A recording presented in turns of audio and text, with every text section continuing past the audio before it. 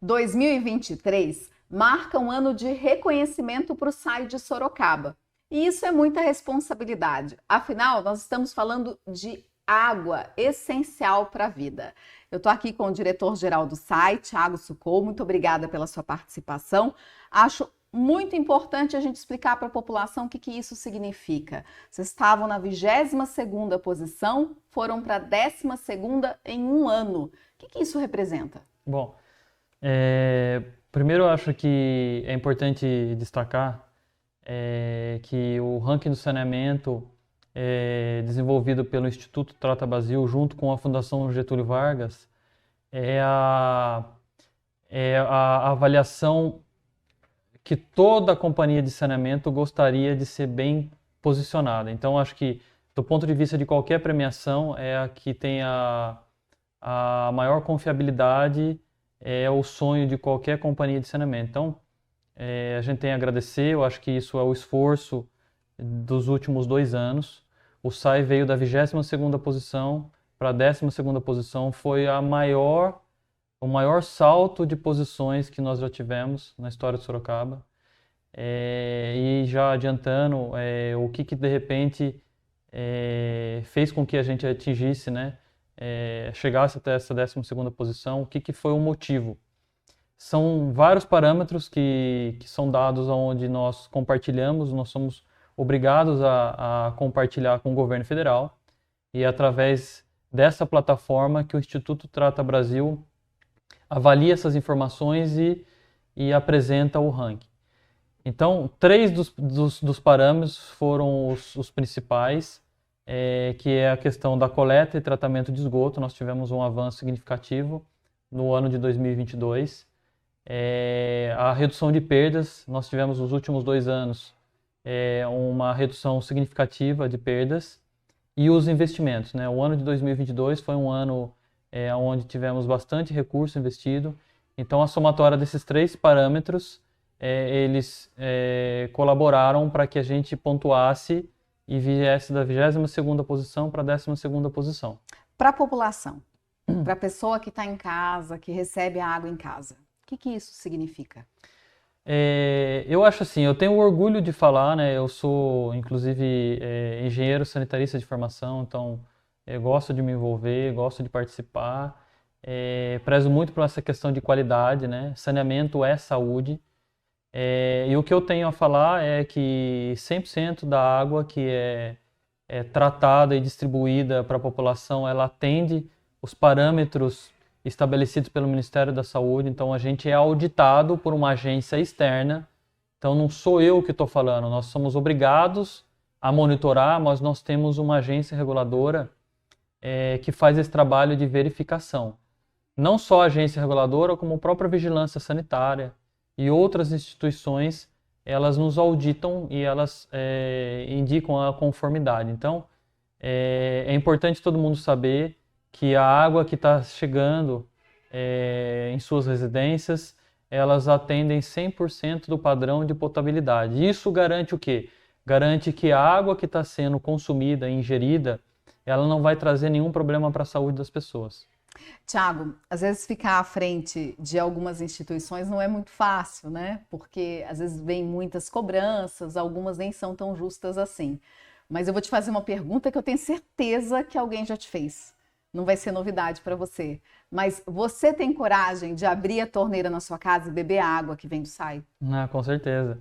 Eu acho que não só eu, mas toda a minha família, meus filhos todos, a gente toma água da torneira. A gente tem talvez uma questão de sensibilidade, A água, por uma questão de legislação, ela é obrigada a ter um residual de cloro, Porque esse residual de cloro, ele é o que vai garantir ou que vai impedir a contaminação de bactérias e vírus.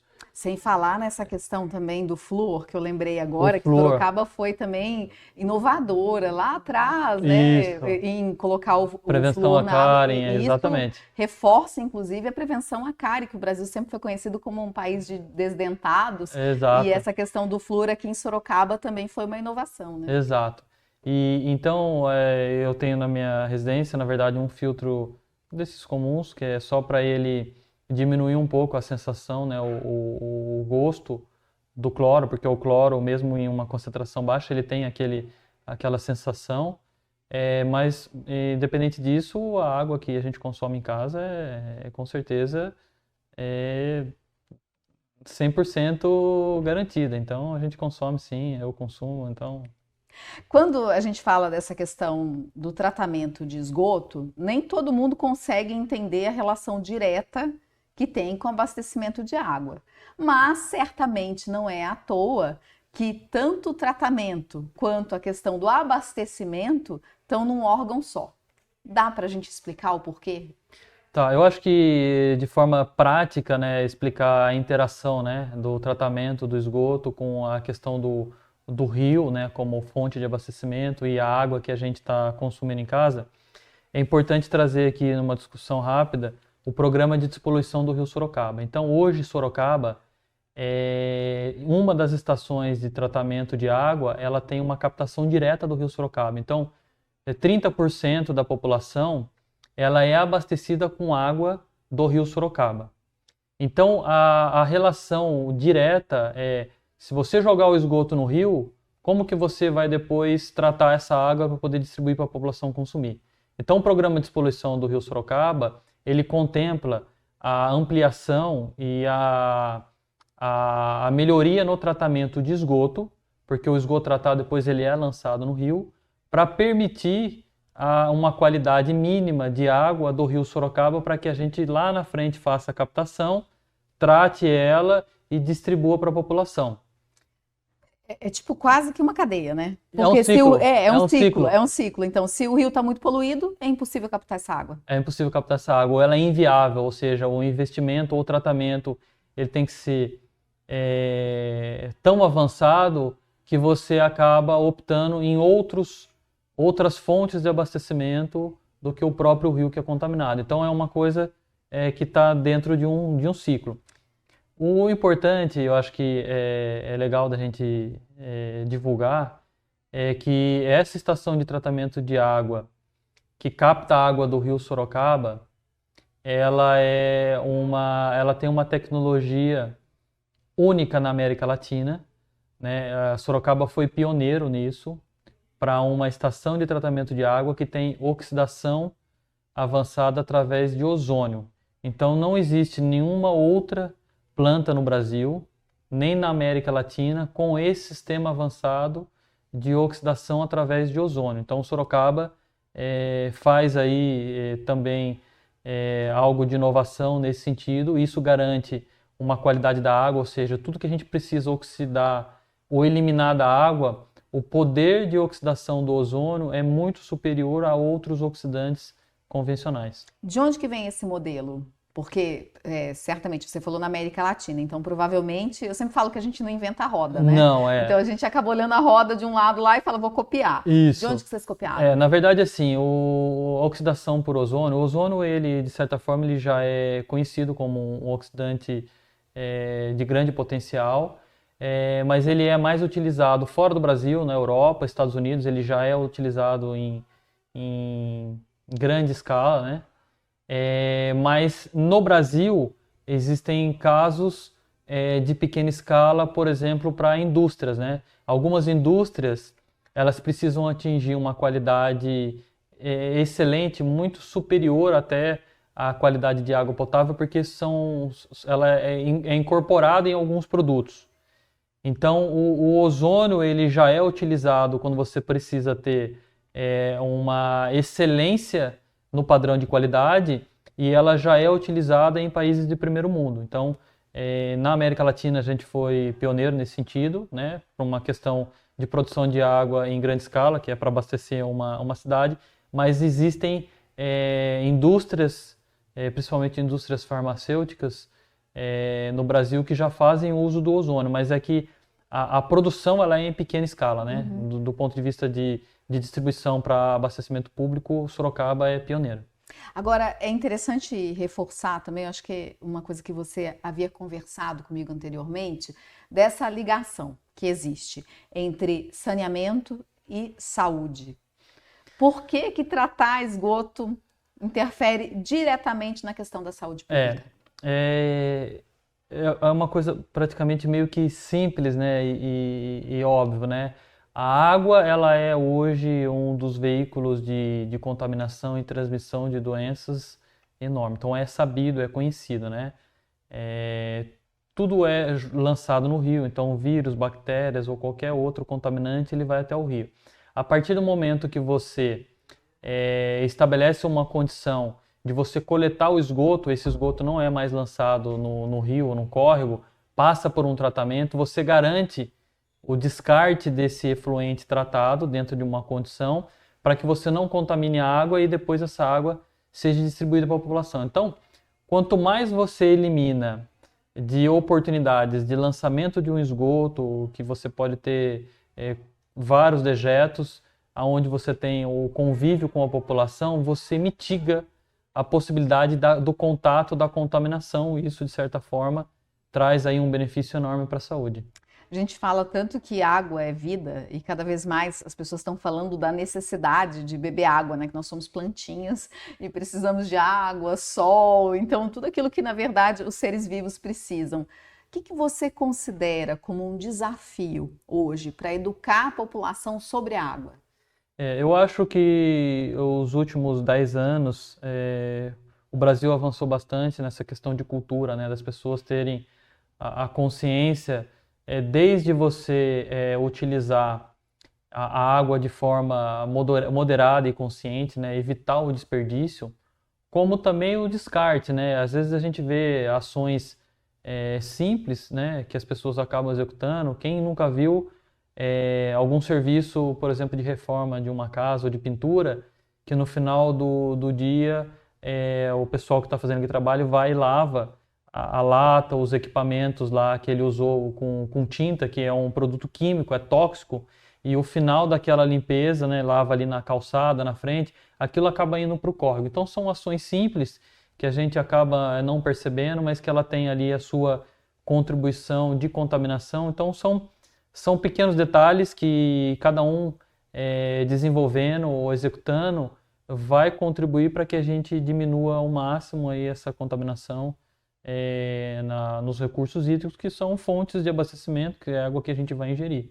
Eu acho que é a questão da abundância também, né? Como a gente sempre cresceu, viveu em lugares onde a gente vê água com abundância, a gente não percebe que é um recurso escasso, na verdade, né? A gente está numa região que tem, mas tem outras que não tem.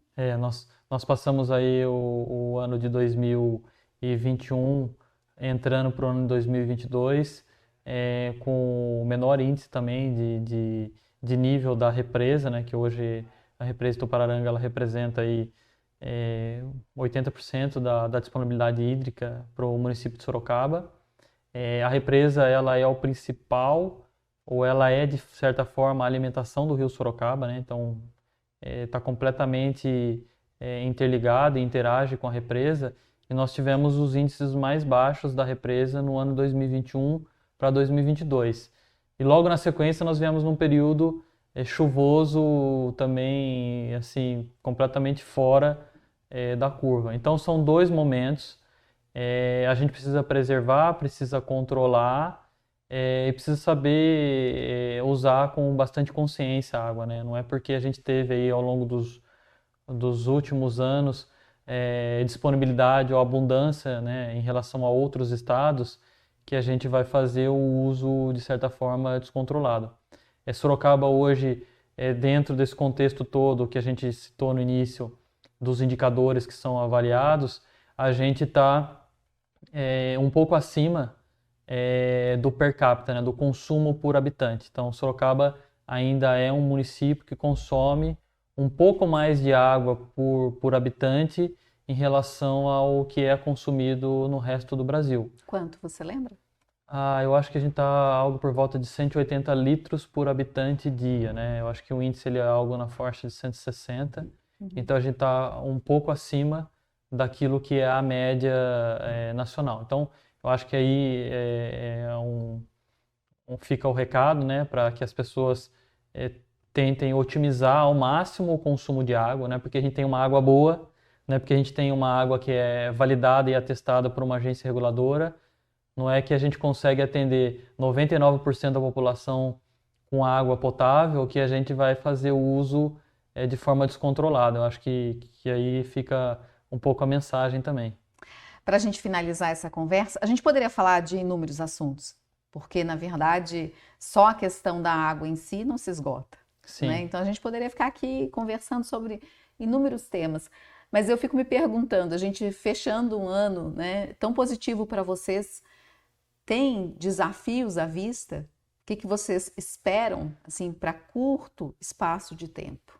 Eu acho que é importante a gente até aproveitar aí a oportunidade e expor, apresentar, né? O ano de 2022 nós iniciamos o ano numa situação crítica do ponto de vista dos recursos hídricos, ou seja, escassez, né? Falta de água. Estávamos até em racionamento até o início de abril, né? Depois a gente recuperou em função das chuvas e aí a gente teve o oposto, né? Muita chuva. Então Sorocaba também é um município que passa ano e a gente sempre tem problema de transbordamento da calha do rio, a gente tem problemas de enchente. Então acho que o ano de 2022 e o ano de 2023 foram anos de grandes investimentos no combate às enchentes, né? Então, historicamente, o ano de 2022 e 2023 foi o ano de maior ação de desassoramento do Rio Sorocaba, né? Nós tivemos um trabalho em conjunto com o governo do estado, mas boa parte das ações foram executadas com recursos próprios do município. Nós tivemos agora um mês de outubro, um dos meses de outubro dos últimos 10 anos com maior índice de precipitação. Nós não tivemos problemas, ou seja, isso é reflexo das ações que nós desenvolvemos, sejam elas substituição de passagem de córregos, sejam elas de implantação de novas galerias, seja ela de revisão e implantação de novos sistemas de bombeamento, né, controles de enchente, como também a ação, de fato, de desassoramento do Rio Sorocaba e do Córrego Itanguá. Eu ia encerrar, mas já que você deu a deixa, então eu vou continuar um pouco com esse assunto. É importante a gente lembrar que essa questão do desassoreamento do rio, você me corrija se eu estiver errada, mas o que vai acontecendo, né? Vai carreando terra ali para o leito do rio, e ele vai ficando cada vez mais estreito e ele começa a subir mais, muito volume de água, ele vai extravasar, transbordar. Basicamente isso, porque não é a minha área, né? Isso. Essas ações, elas são fundamentais, mas como você disse, não é só isso, né? Porque às vezes a pessoa tá vendo, ela acha que só tá tirando terra ali. É muito mais que isso, né? É você ver onde que a água muitas vezes tem lixo, onde que tá parando, por que precisa trocar uma passagem, por exemplo. Eu acho que nesse ponto, Thiago, eu falei que estar à frente de algumas instituições não é muito fácil, e eu acho que nesse momento também não deve ser muito fácil, né? Quando você chove muito, você fica preocupado? Nossa, a gente já começa, a gente acompanha de certa forma praticamente 24 horas por dia toda a questão de previsão de chuva, né? Aonde vai chover, não vai. A gente tem um plano de ação de algumas equipes que já ficam de plantão para poder fazer algum atendimento, né? Sistemas de bombeamento. Então você está aliviado. A gente tá, Esses últimos dias você está aliviado. A gente está aliviado, mas a tensão é grande, né? Porque a gente tem uma certa responsabilidade, preocupação de repente vir uma chuva muito acima daquilo que de repente o sistema vai comportar, né? Porque a gente tem históricos aí de recordes de precipitação, né? A gente tem os dois extremos, né? Recordes de falta de chuva e recordes de precipitação.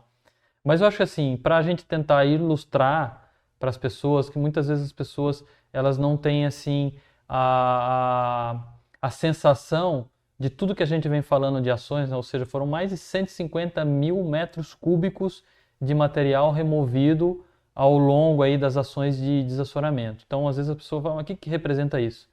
Então, uma forma simples de você representar, né, o que é o assoreamento? É o acúmulo, bancos de areia de anos que foram se acomodando ao longo da calha do rio, e isso diminuiu significativamente a capacidade da calha do rio dele receber em momentos de chuva aquela água, né? Então, ou seja, vai muita água para o rio, ele tem a sua calha comprometida, ou seja, diminuiu a capacidade dele receber e acaba transbordando.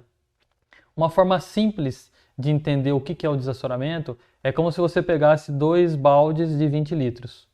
Você pega 2 baldes de 20 litros. Aí você enche um balde, coloca 20 litros nele, enche até a tampa dele, e o outro balde você coloca pedras. Coloca lá umas 10 pedras, que são pedras que vão ocupar aquele espaço. Aí você pega o balde de 20 litros e vira dentro do outro balde. Quando você vai virar dentro do outro balde, aqueles 20 litros você não vai conseguir acomodar. Por quê? Porque aquelas pedras, ou seja, o assoreamento, ocupou os espaços da calha do rio. E aí você acaba tendo transbordamento. Então, basicamente, a ação que a gente faz de desassoreamento não é questão da gente estar aprofundando o canal do rio. Nós estamos recuperando a calha do rio para a realidade natural dela, para que ela tenha capacidade de aportar aquela chuva quando de uma chuva um pouco mais intensa. Se eu perguntar para você, por tudo o que vocês fizeram, dentro daquilo que depende de vocês, porque você já falou que existem outras variáveis, né? Entre elas, por exemplo, a questão da precipitação. Dentro daquilo que vocês fizeram, você acha que a gente está seguro em relação a essa questão de transbordamento? Não, com certeza. É óbvio que tem alguns trechos do rio que a gente ainda precisa avançar, né? Obviamente a gente não consegue executar todo esse serviço de desassoreamento de uma única vez, né? Colocar 50 máquinas e fazer, porque a gente pode trazer até um outro problema, né? Que você acaba influenciando ali a condição da água, né? Você acaba interferindo. Mas sem sombra de dúvidas, aonde nós fizemos as ações, isso já foi demonstrado, né? A chuva de outubro, que foi uma chuva muito acima da média, e nós conseguimos. Além disso, a gente tem a questão do controle da vazão de defluência lá da represa do Pararanga. O pessoal da CBA que opera vem trabalhando em conjunto com o SAI, fazendo esse controle, porque de certa forma, se tiver uma situação catastrófica, que chover lá na represa e isso acabar superando o limite, aí não tem ação que venha a ser executada, né? É além, né? Aí é uma outra situação. Não vai, mas do ponto de vista de manutenção, de preservação e recuperação da calha do Rio Sorocaba, eu acho que nós estamos numa situação bem segura para poder enfrentar aí esse período chuvoso. Para a gente finalizar, Thiago, quero agradecer a sua participação. E quero te perguntar, o que você espera para 2024? Eu espero para 2024 a continuidade desse trabalho, né? A gente avançando cada vez mais os indicadores. Você quer avançar mais? Mais, a gente tem que buscar aí a primeira posição. Acho que pelo menos esse é o meu propósito. Para isso eu até costumo comentar, né, com a equipe. Eu vim da iniciativa privada, então a gestão pública para mim está sendo uma escola, estou aprendendo, então é bem diferente, né? Mas o propósito é o mesmo, é tentar transformar o SAI dentro do ranking como, se não a melhor, está dentro os melhores companhias de saneamento do Brasil, ser uma das empresas onde as pessoas tem orgulho e admiração de trabalhar, então transformar numa empresa cada vez melhor e de certa forma sanear, né? Então sanear é o número 1, né? O meu objetivo é sanear Sorocaba. Então é seguir. Na verdade, a gente viu que ele tem vários desafios pela frente, né? A gente podia até achar que já tinham terminado os desafios, mas pelo jeito o diretor-geral do SAI daqui de Sorocaba tem vários desafios e ousados também. Nesse sentido, acho que a população agradece, né? Porque, afinal de contas, como eu falei, reflete em água, que é essencial à vida que a gente recebe em casa. Obrigada. Maravilha.